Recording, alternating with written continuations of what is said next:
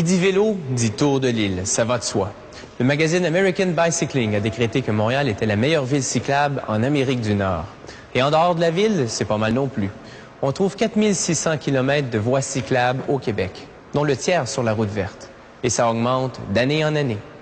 Le vélo, c'est une affaire internationale. D'abord appelé célérifère, c'est une invention française de 1790. Ça ressemble à un cheval de bois à deux roues, sans pédalier ni guidon. La question de la direction est réglée par un Allemand en 1817. Le pédalier sur la roue avant, une véritable révolution, est français et date de 1861. Les Britanniques, eux, nous donnent le grand bi à la grande roue avant en 1870.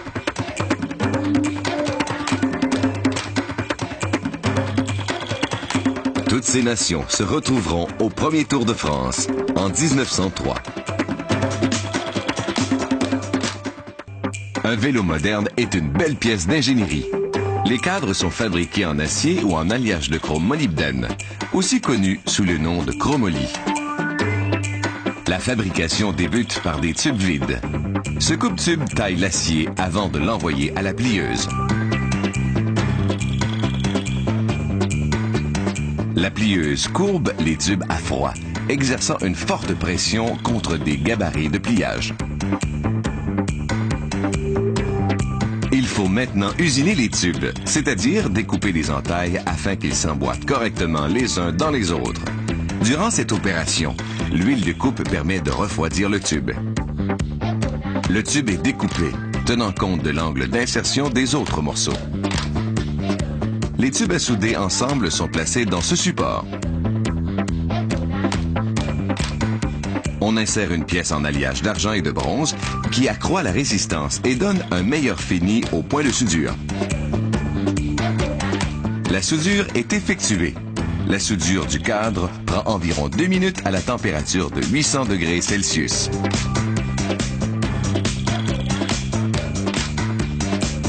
Une fois soudée, la pièce prend 4 minutes à refroidir. On procède de la même façon pour tous les tubes qui forment le cadre du vélo. On va maintenant peindre le cadre.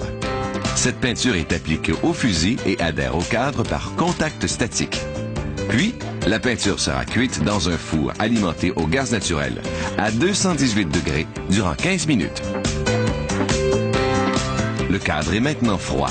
On débute l'assemblage. On applique d'abord les autocollants. Dans un autre département, un employé assemble les poignées. Il installe les mécanismes de frein et du dérailleur.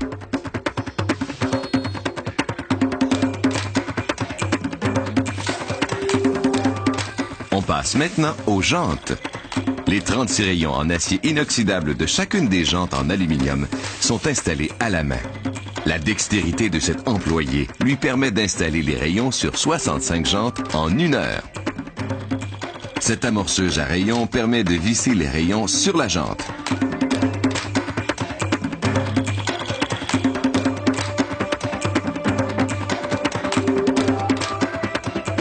Voici la machine à vis. Elle exerce une pression sur les rayons pour qu'ils aient la tension désirée. S'il y a trop ou pas assez de tension, la jante se raccroche. Cette machine effectue l'alignement des jantes, condition essentielle au bon fonctionnement du vélo. Automatiquement, elle réalise des ajustements aux rayons afin que la jante soit bien droite. Étape suivante, on pose les chambres à air et les pneus sur les jantes. Par la suite, le vélo, fixé à l'envers, circule d'un atelier à un autre. On pose les dernières composantes mécaniques.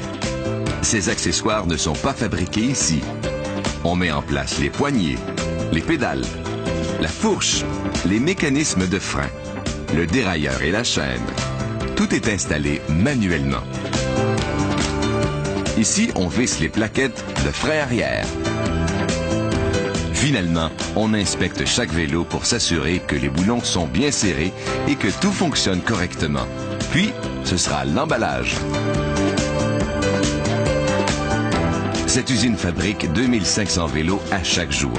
Assemblée de plusieurs tubes de chromoly, chacune d'entre elles pèse environ 11,4 kilos et roulera durant des milliers de kilomètres.